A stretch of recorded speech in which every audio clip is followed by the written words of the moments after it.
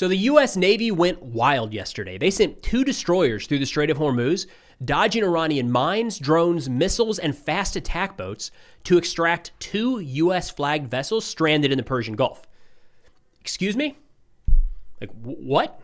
That is wild. And this was reported in CBS News, the details here, but I want to pull up a map, live view a map to give you an idea of the area, the terrain that the Navy was moving through to carry this out. So here we've got Iran on the top of the screen, Persian Gulf here on the left. You can see that it's landlocked. The only way in or out is through the Strait of Hormuz. This is the strategic choke point that Iran has control over.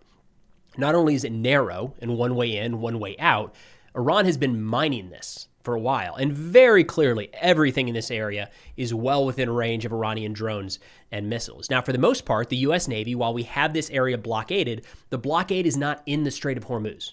Right, the blockade is pushed out further east, generally off the east coast of Oman, north to Iran. And it doesn't even mean that we have ships lined up one after the other, but this is kind of the area we're watching. And the reason for that is Iran has been firing missiles and drones at U.S. Navy ships since the war began. So we're not just going to sit out there where we are easy targets and have to dodge these things left, right, and center. That is until yesterday when 2 destroyers just went for it. So Jim Laporta over at CBS News put this together. He said 2 U.S. Navy destroyers transited the Strait of Hormuz and entered the Persian Gulf after navigating an Iranian barrage. The USS Truxton and USS Mason, supported by Apache helicopters and other aircraft, faced a series of coordinated threats during the passage. Iran launched small boats, missiles, and drones against them in what officials described as a sustained barrage. Despite the intensity of the attacks, neither U.S. vessel was struck. Military officials said the defensive measures bolstered by air support successfully intercepted or deterred each incoming threat. They added that no projectiles that were launched reached the ships. So a couple things worth noting here. First off, sustained barrage from drones, missiles, and fast attack boats means that the 2 destroyers moving through here, the crews were not just watching the air for drones, not just keeping an eye out for missiles and radars for missiles, not just having to watch the water for these fast attack boats coming out that are generally lightly armed, but still could cause some damage because you never know which one of those is going to have a little more firepower. This area is heavily mined. So they've got to watch out for mines, fast attack boats, drones, and missiles. Again, the way this was framed, sustained barrage. So this is not like one drone came by and they're like, good thing we missed it, keep going. In fact, we definitely know some missiles were launched. Yesterday morning, Iranian media was talking about, it started by saying that they hit 2 U.S. Navy vessels that over time turned into they fired at and forced the U.S. Navy to turn around. That doesn't seem to be accurate. What does seem confirmed at this point is yesterday a number of sources in the area said, missiles were definitely launched from Iran towards the Persian Gulf and the Strait of Hormuz. And it looks like now those missiles were fired at the USS Truxton and USS Mason. Now, not sure exactly who or what intercepted the missiles, drones, and fast attack boats. One of the options here, of course, being those Apache helicopters going after slow-moving drones, if that was an option, as well as these kind of speedboats. So 2 to 4 guys on each one of these, small arms, up to RPGs. The White House yesterday said it was either 6 or 8 of these Iranian fast attack boats were destroyed. This is likely the operation that played out in. Now, one thing to keep in mind, incredible that the U.S. Navy forced their way through, pushed through, and was able to extract 2 U.S.-flagged vessels from the Persian Gulf. This is under Project Freedom. I would not expect a lot of other international carriers to look at that and say, can we go next, please? Because even with a direct U.S. Navy escort, 1 for 1, so 2 U.S. Navy vessels with 2 commercial ships, the volume of fire was substantial. That is a lot. And I don't think any international carriers or insurers are going to look at that and say, I guess that's good enough. I mean, people might roll the dice to get out of there, but in terms of like actual commerce moving through the strait at any sustained rate, we're not there. We're still a ways away from that. And we're in kind of a weird spot right now where the United States seems adamant that we are still in a ceasefire and we are going to negotiate this through, but also there's no clear negotiations playing out. I mean, for some context here, General Kane, the chairman of the Joint Chiefs of Staff, earlier today at a Pentagon press briefing, said that Iran has fired at 9 commercial ships. This is only during the ceasefire. 9 commercial ships, seized 2 container ships, and attacked U.S. forces, wait for it, 10 times during the ceasefire. He said that it is all below the threshold of restarting major combat operations at this point. I feel like that went underreported 10 attacks on U.S. forces during the ceasefire.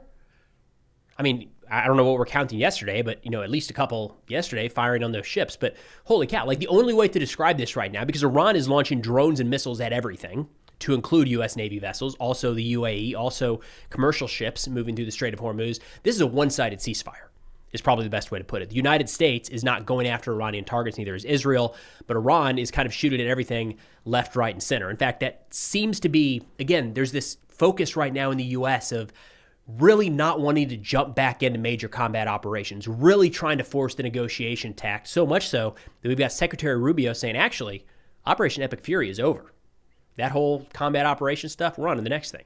But before diving into that, a quick thank you to the sponsor of today's video, CyberGhost. Look, I spend a lot of time online in this line of work, and the older I get, the more I realize how much of that time is being tracked, logged, and then sold to whoever wants it. No questions asked. Seriously, that's a problem, isn't it? That's why I partnered with the sponsor of today's video, CyberGhost VPN. CyberGhost encrypts your traffic and reroutes it through secure servers in over 100 countries. So nobody knows what you're doing online, not even CyberGhost themselves, which is great for someone like me. They get in, they see this browsing history, they're going to find out how many times a day I have to ask Google about the time differences, not just across the country, but around the world. It's a little bit embarrassing, but that's my burden to bear. Now, CyberGhost works on all major devices and operating systems, Windows, Mac, Android, iOS, and you can protect up to 7 different devices at once, so the whole household can be covered. You can also unlock more than 40 different streaming platforms like Netflix and Amazon Prime from different regions just by switching your virtual location. Now, right now, you can go to cyberghostvpn.com/PrestonStewartYT and get 4 months free, which works out to about $2.03 a month. That's 84% off. There's also a 45-day money-back guarantee, so there's literally zero risk. Click the link, check it out, and thank you to CyberGhost VPN for sponsoring today's video. And hey, don't forget to click the link in the description and grab the special CyberGhost VPN discount available exclusively to our viewers. It keeps your data safe while you browse and unlocks all blocked content online, all for just $2.03 a month. It's completely risk-free, so check it out today. So Secretary of State Marco Rubio was at a press conference earlier today. He's filling in for Caroline Leavitt. So we got the Secretary of State up there at the podium, and he was answering a number of questions, and one of them was pretty notable here, where he said Operation Epic Fury is over. That's old news, man. We're moving on to the next thing, Project Freedom. Here's Secretary Rubio. I think you're linking it. The operation is over. Epic Fury, as the President notified Congress, we're done with that stage of it. Okay, we're now on to this Project of Freedom. As far as a negotiation is concerned, I think the President's been clear that part of the negotiation process has to be not just the enrichment, but what happens to this material that's buried deep somewhere that they still have access to if they ever wanted to dig it out. That has to be addressed, and that's being addressed in the negotiation. I'm not going to go further on what progress has been made on that topic because I don't want to endanger the negotiations, but suffice it to say that the President and this entire team is aware of the centrality of that question, and that will have to be addressed one way or the other. Now, this lines up with the 60-day mark where Congress needed to approve an extension of military operations. This feels very much like we're just playing with words. It's semantics because, again, just within the last 24 hours, we've destroyed Iranian fast attack boats. No clear offensive U.S. operations, but Iran is shooting everything left, right, and center.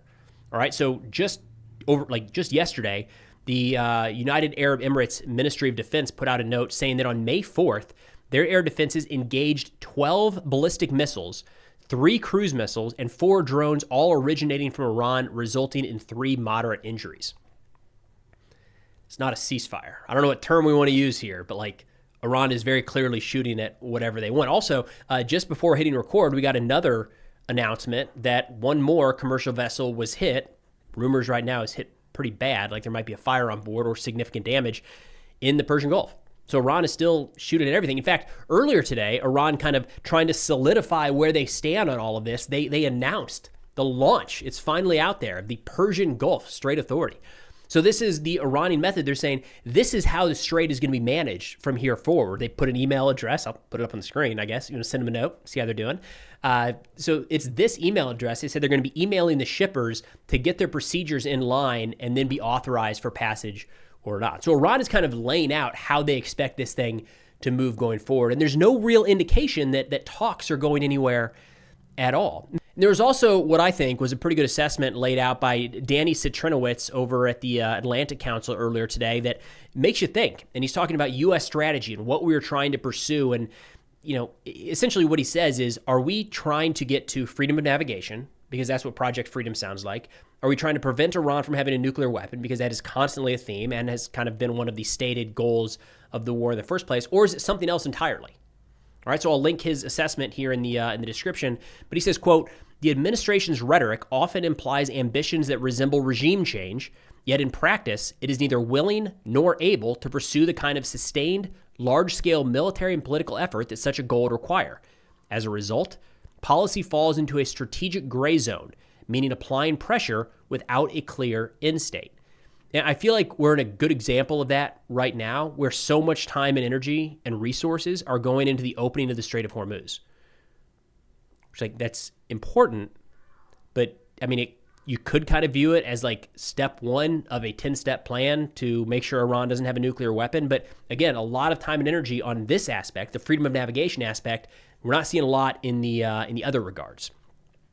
He says at some point, a basic decision has to be made. If the United States accepts that the current Iranian regime will remain in power, then it should pursue a realistic agreement based on existing frameworks focused on nuclear constraints and regional de-escalation. If the U.S. seeks fundamentally different outcomes, then it must acknowledge what that entails. A long, costly campaign, potentially involving boots on the ground for months and or years of sustained conflict. Trying to do both, demanding concessions that effectively amount to regime change while negotiating with the same regime is inherently contradictory.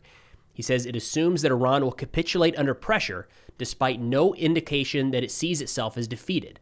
As long as U.S. policy remains in this strategic limbo, it risks achieving neither objective, ending up with escalation, economic fallout, and no durable solution. It's pretty critical right now of U.S. policy, but I think it tracks. Right? How many times have we heard we're not going for regime change, but the regime has been changed? And we've talked about on this channel for a long time now that all of these issues at play, the desire for Iran to have a nuclear weapon, their missile program, their proxy networks, all of that, it all is a regime issue, right? Like, we can eliminate every single one of their missiles. Well, I mean, we can't from the air, but let's say you push the button and every one of those is gone. It's not going to change the regime from wanting to pursue something similar in the future to set up that same program. Maybe they just do it with different means. If we were able to, again, push a button and their entire nuclear stockpile, their enriched uranium is gone, all of their know-how is gone, again, this magic button, and all of their processing facilities are gone, like completely out of there. They still have a desire to pursue a nuclear weapon, or at least this regime does. So we're talking about regime change. We just don't really like saying that word, and we're not likely to affect regime change just from the air or just through a blockade. So I think Danny here has a pretty interesting point, something to think about at least. Now, in terms of what to watch for here in the next couple days, it seems like the United States and Israel are really gearing up towards the continuation of military strikes. I know on the one hand, we're hearing from President Trump and Secretary Rubio and Secretary Hegseth, everybody is saying we want negotiations to work. We want to give peace a chance. But Iran is kind of pushing the envelope here and seeing how much they can get away with. And each, for a while, for a couple days at least now, they've gotten away with a lot. And I wonder if that's not, the administration is not going to stand for that for too awful long. We also have to keep an eye on the UAE. They have taken an absolute beating from Iran over the course of the last couple months. And I wonder if we're getting to a point where they might actually retaliate against Iran. And then last but not least, Project Freedom. Pretty short term at this point. We're just a couple days into it. We were able to force the strait with U.S. Navy destroyers, but what does this look like over the next couple days and weeks? We've not seen any other international partners sign on to that. Just U.S. Navy destroyers moving through or U.S. Navy vessels moving through to pull one or two ships out at a time is not a solution long term. That's a very, very short-sighted temporary fix to getting ships out of the Persian Gulf. It doesn't open up the Strait of Hormuz or the Persian Gulf to the actual flow of commerce. So Project Freedom, how does that play out? How does that get built upon? And then how does that play into the larger war aims? Not a no nuclear Iran, the removal of their proxy networks, and so on. It's a lot. It continues to be a pretty confusing conflict, to say the least.